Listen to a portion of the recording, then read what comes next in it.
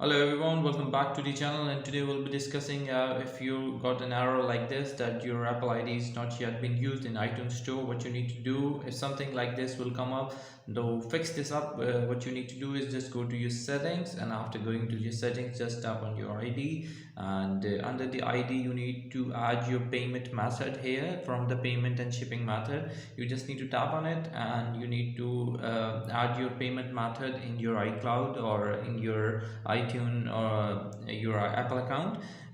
It will ask you for your passcodes, and after giving your passcode it will allow you to add your payment method into it, and it will take for a while. After loading it up, as you can see that it will be showing some load up, and it will ask me to enter your passcode.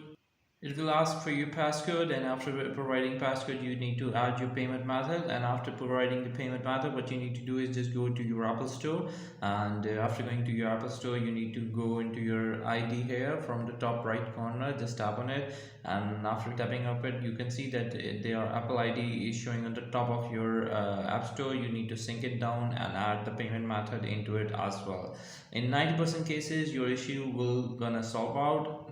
This issue, the Apple ID is not being used in iTunes Store, is gonna sort out. If it still isn't sorted out, what you need to do is just go to your Apple account. Here from apple.com you need to go to sign in your Apple account iCloud, and you need to check it down for if there's any error or any update is remaining.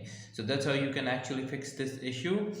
If the ID is still not fixed, you can leave a comment and I'll get back to you as soon as I can. Thank you very much for watching the video. Until next video, bye bye.